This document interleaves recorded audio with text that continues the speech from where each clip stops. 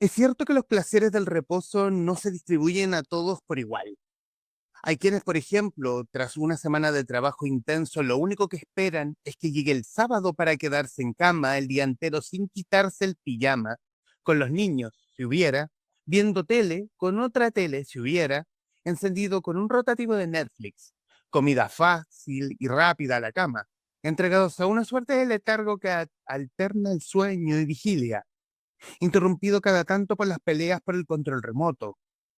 Puede eso durar hasta el domingo, cuando al llegar la hora de 11 parece obligatorio interrumpir la modorra y levantarse, vestir y bañar a los niños, si acaso, y salir a visitar a la madre o a la suegra que, como cada domingo, espera a la familia a tomar té. Razón opuesta es la que quienes esperan con ansias el fin de semana para realizar actividades al aire libre. Extrañamente son cada vez más.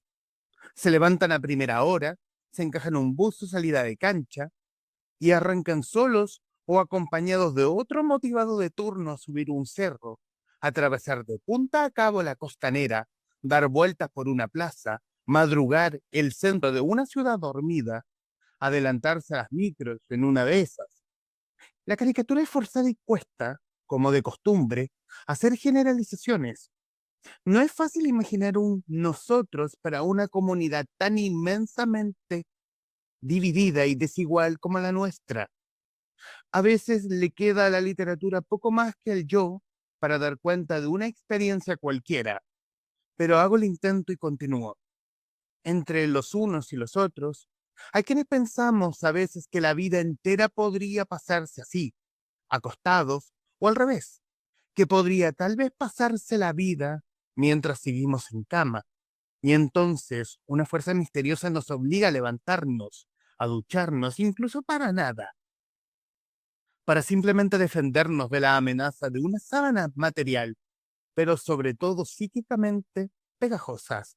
Y este es un extracto de La cama original, uno de los ensayos contenidos en el libro el cual vamos a hablar hoy en El Traficantes de Cultura, el libro que ven en pantalla, Ensayos de una casa, de Macarena García Moya, su último libro editado por Alquimia Ediciones y que muy amablemente aceptó la conversación con el podcast.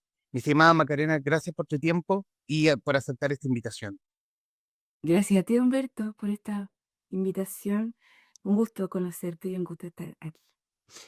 Un gustazo ha sido este libro de ensayos que esté, que este género tan extraño, digo, de buena forma. A mí me gusta esta cosa, como lo que carga con este mote medio extraño, medio raro, respecto de cómo se ocupa el ensayo y cómo es el ensayo para hablar de cosas como tan grandes, como tal vez tan íntimas, y hablar de la casa y del lugar propiamente tal, y de los espacios que guarda cada una de los lugares de esta casa. ¿Cómo surge un libro como este? Ujú. Em, sí, yo creo que surge desde una escritura em, íntima, de repente desde una voz eh, que empezó a aparecer, la escritura que tenía algo de hablar despacito quizás, ¿no? Que tenía algo de una búsqueda quizá en la escritura de imaginar un lector o lectora amigo, incluso, ¿no? Una escritura que como que surge desde esa proximidad imaginaria o de esa simpleza y en realidad poco a poco empezó a aparecer como un espacio para esa escritura, algo así como la casa, ¿no? Mm. La cama, el muro, el techo, una mesa como lugares vinculados a la escritura, a la lectura y a un modo de relacionarnos con esa dimensión de la experiencia que en el fondo está totalmente compenetrada con la vida, que era un poco también la manera en que creo que la vivimos. Y en ese ejercicio de escritura, imaginen este también, en ese ejercicio de creación, ¿lo pensaste como un ensayo literario o simplemente tenías el tema y te lanzaste la pulsión de escribir y es a ver qué sale? Ajá. No, nunca pensé, o sea, no pensé de antemano en escribir un ensayo sobre la casa. sino que fueron apareciendo sus partes. Primero escribí sobre la cama, porque estaba en circunstancias de, con una guagua recién nacida y estaba más bien en cama en ese primer tiempo y un poco, y fui alargando también ese tiempo, y un poco empecé a imaginar qué pasaba con la lectura, la escritura, en esa circunstancia en que no se duerme mucho, en que hay un caos familiar, pero también un estado de mucha dulzura y locura también. Y un poco, y eso es lo primero que escribí, y después siguió de eso otro ensayo sobre la mesa, invitada en verdad por una mesa de conversación en torno a la literatura y el territorio. Y ahí pensé, bueno, ¿cuál otro es el territorio de la escritura que una mesa? Y entonces comencé a escribir sobre la mesa y un poco esa voz se fue extendiendo después hacia otro espacio. Ujú. En la ventana venía, bueno, es una suerte de diario, que ahí hay un pedazo de un diario que está relacionado con un cambio de casa, pero desde todo un pensamiento en torno a la ventana en el que yo venía estando a propósito de la escritura de un libro anterior que se llamó La transparencia de las ventanas, que me estuvo ventaneando por distintos lugares. Y es un diario que igual está vinculado a la escritura de eso. Y así, y de repente ya, claro, esos primeros acercamientos a la relación entre estos espacios domésticos y la lectura y la escritura, ya después siguieron, bueno, ¿y qué pasa con el mirar el techo? ¿Qué pasa con los muros? ¿Qué pasa ahí con los suelos? En fin, como que uno fuera ayudando a otros. A mí, a mí personalmente, a mí me gusta mucho el ensayo porque tiene ese ejercicio, uno de conversar, quizás también ese ejercicio también y de pensar críticamente, y también, y también, y otra cosa que quizás va emparentado de de los términos ya mencionados, el divagar en pensar. Es como lo mencionaste, es como mirar el techo que hay, Mm. eh, que la mente haga el ejercicio de mirar, a ver, ¿qué era el techo? ¿Qué es imaginar? ¿Recordaste, se me olvidó pagar algo, por ejemplo? O empezaste a divagar sobre otra cosa.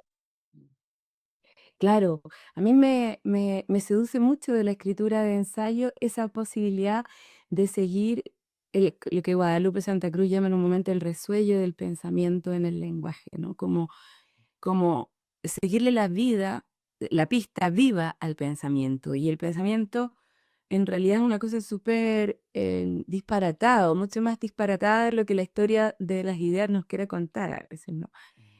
Cuando tú lo dices bien, ¿no? Estamos mirando el techo, recordamos una pues, cuenta por pagar, pero al mismo tiempo podemos estar pensando en un argumento, podemos tener una reflexión muy insistente o abusada, incluso profunda sobre un asunto, pero eso no quita que ese asunto en el fondo se deja permear o acompañar por sensaciones corporales, por divagaciones, ¿no? Por saltos, por recuerdos, por citas, porque la literatura es parte de nuestra memoria, está ahí también como otro recurso más, como muchos otros, para leer el mundo. Entonces, claro, como el ensayo es como un género que permite tanto aproximarse a esa dimensión a través de una voz, ¿no? Que quiere o que se propone también ser lo más fiel posible en su traducción a la escritura a esos movimientos del pensamiento que allí donde están como siguiéndole la pista a una cosa, dejan que todos los otros materiales que pueden ser basura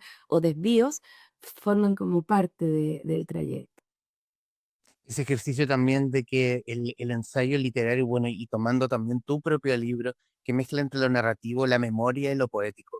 Tiene como ese ejercicio, tiene como ese ejercicio que, claro, lo hace como un género que, que lata encasillar, pero tiene un género bastante polifuncional en ese sentido, el ensayo literario. Mira que estoy súper de acuerdo, ojalá que pasara eso en este libro, ¿no? Pero lo dices como polifuncional, claro, un lugar. El otro día escuchaba a una escritora muy amiga que hablaba como de un género generoso a propósito del ensayo, Paz López, me encantó esa definición que ella hacía, ¿no? Un género generoso, yo creo que el ensayo efectivamente es un lugar hospitalario, como la poesía también, ¿no? Un lugar donde caben muchas cosas y donde todos los lenguajes en el fondo pueden perfectamente tener lugar. O desde otro lugar podría pensarse también como un género súper como fronterizo, como de identidades un poco difusas también, ¿no? A veces se acerca a la crónica, otras veces a la narrativa, ¿no es cierto? Otras veces al pensamiento más de carácter filosófico, sin duda otra vez a la poesía, toda vez que suele servirse, es un género que desde sus inicios, digamos al menos, suele servirse del lenguaje de la creación de imágenes, ¿no? Para dar cuenta de las ideas. Entonces, sí, yo creo que es un género generoso, un género em, súper y libre o que permite mucha libertad. Invita incluso, yo diría, a mucha libertad.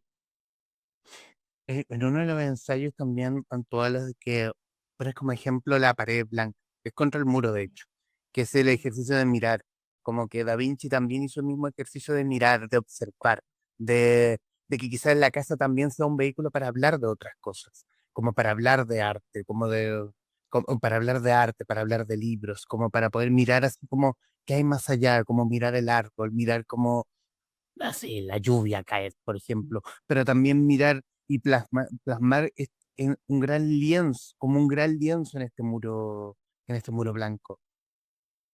Claro, ahí yo pensaba como lo que un poco esas superficies de la casa que no necesariamente están como romantizadas de antemano, como puede ser la lluvia, caer, que tiene un montón como de significados, sentidos encima, ¿no? En cambio, de repente la cosa doméstica, al ser tan, por cierto, doméstica, cotidiana, aparece como una mirada que no es como reveladora, pero y quizá la mirada de la casa es cuando nos quedamos pegados. Y Ujú. esta como cuando la mirada se queda pegada, literal, ¿no? Y empiezan a aparecer como cosas como tan normales como de repente extrañas, ¿no? Esa cosa como de lo familiar desconocido, de la que habla Freud, de lo que está tan cargado la casa. Bueno, pero eso de repente puede pasar también simplemente mirando un muro y cómo un muro puede ser un disparador de imágenes también, ¿no? Esa escena a mí me encantó cuando lo leí en los cuadernos de Da Vinci, ¿no? Como él observa, o sea, enseñaba a sus aprendices como a mirar las manchas de los muros hasta que mirándolas por insistencia, pero también por aburrimiento, ¿no? Como empiezan a aparecer formas inauditas y a través de un poco como también las prácticas surrealistas de la observación de nubes, en fin, ¿no? Pero eso, ¿no? Como a partir de cosas como de lo anodino de repente aparecen otras dimensiones imaginativas, especulativas, en fin. ¿Qué hay? Y esto es a tu juicio en todo caso. ¿Qué hay con la casa en la literatura? Como que nos gusta levantar cimientos, como echarlos abajo. ¿Qué hay con eso? Qué bien lo dice.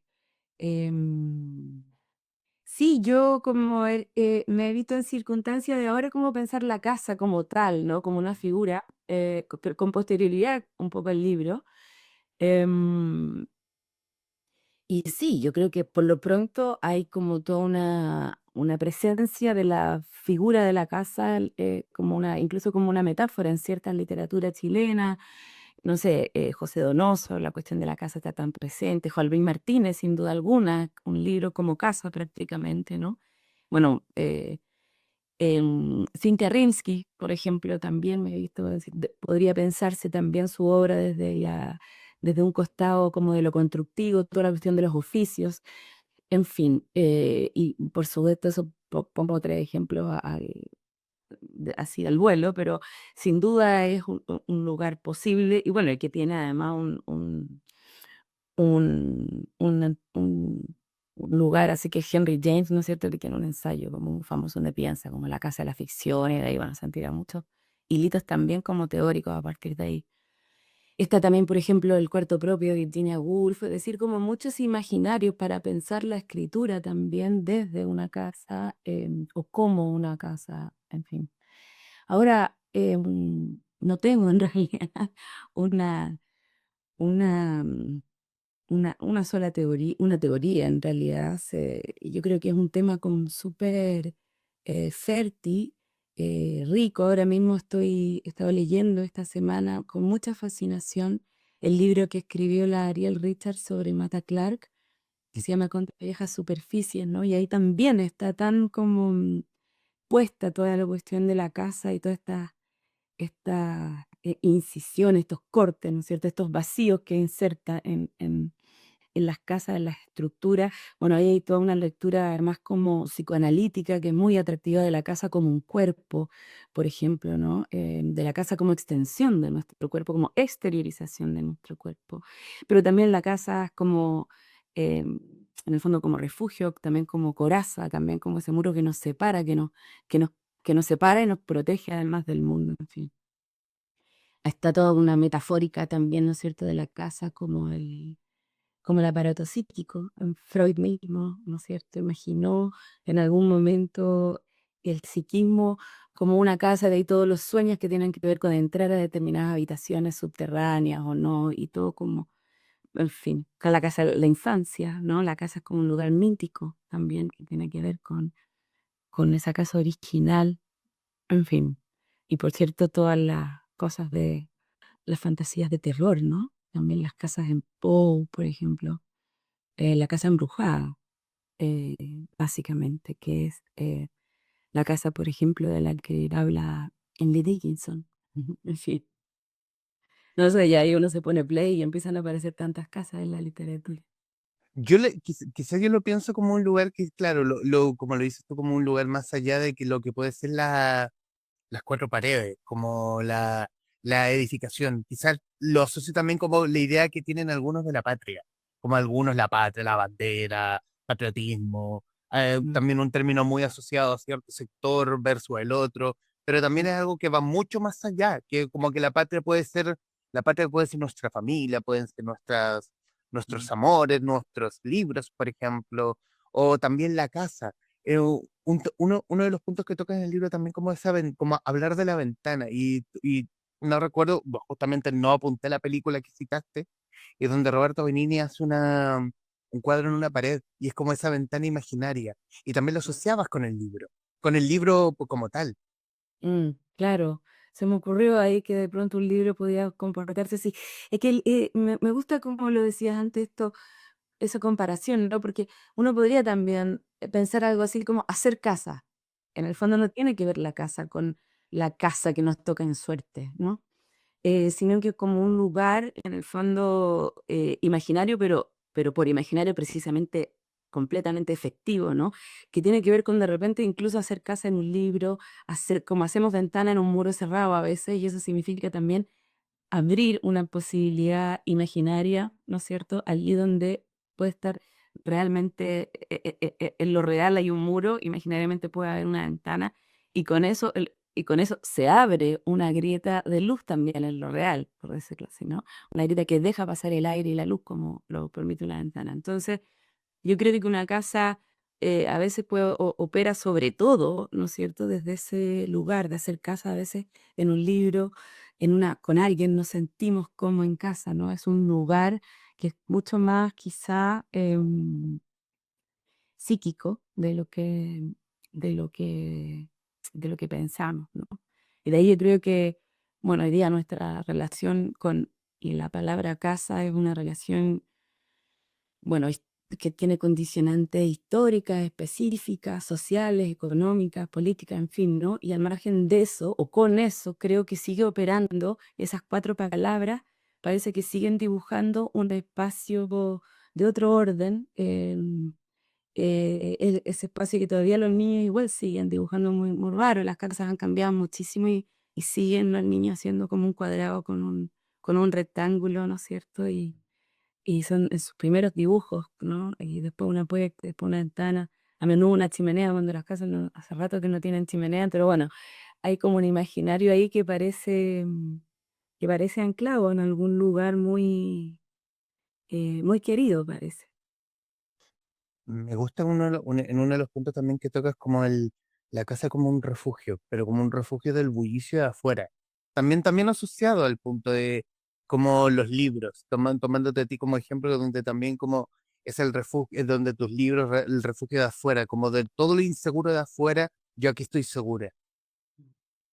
Claro, en ese sentido, ahí sí que hablamos de una casa que es mucho más de otro orden, porque la casa real puede ser muchas veces un infierno, ¿no? Y sin embargo, tendemos a hacer casa, incluso en un libro, incluso allí donde algo nos protege, ¿no? Yo decía, pues digo por ahí en el ensayo, ¿no? El libro que puede tener esta función de ser un par de muritos, ¿no? Y armar un espacio, ¿no? Armar un espacio donde cabemos. Y ese espacio, estamos quizás en la vida constantemente buscando esos espacios en las relaciones, con las cosas, con los oficios, ¿no es cierto? Y claro, otra cosa es como esos espacios como psíquicos que nos permiten vivir encuentran espacio real o se logran materializar con más o menos suerte también, ¿no? En nuestras casas, en las casas cuya puerta abrimos con la llave cuando nos toca entrar, ¿no? Ujú. Que quiero citar algo que dijiste para la web de la raza cómica, comillas. Ujú. Creo que una casa nunca es algo personal, es también un nido para otros, como la escritura. Y ahí y colgar la pregunta, es como que gran parte de de los textos que tiene el libro se vinculan mucho con la escritura. ¿Es, Mm. ¿La escritura es ese hogar para ti? Em, yo creo que más la lectura, que, bueno, por algo, yo creo que para mí la lectura es un lugar, un modo de estar en el mundo también, ¿no? Y un lugar que me da como seguridad. Sí, me acuerdo yo de una vez, hace unos años atrás, iba como caminando como al borde de un lago con mi hijo chico y de repente me apareció un perro girándote y me botó.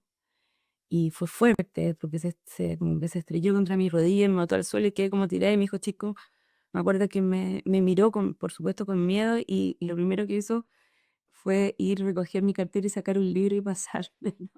Me dio tanto nuevo que es como, él lo hizo como para pasarme el juguete que me podía tranquilizar, como él quisiera su peluche. Bueno, algo así también. Uno va a decir, tiene una relación con los libros que tiene que ver con algo del orden de la seguridad, ¿no es cierto? De andar a puestas con una sensación de protección incluso, ¿no? Que es la sensación que a veces nos da un libro de en cualquier momento por acá me fugo. Mm, ¿No? O la posibilidad siempre de que nos toque una espera brutal y no tengamos ningún libro para que nos permita como soportar la realidad. Pero me olvidé de tu pregunta. De ese comentario sobre la intimidad. Sí, yo creo que de alguna manera eh, es la intimidad en el sentido de que una casa es siempre también un lugar para otros. Em, claro, yo creo que él quizá, bueno, podría volver a eso que hablábamos antes de esa dimensión hospitalaria, pero también como de una intimidad que tiene que ver con una apertura, ¿no? Es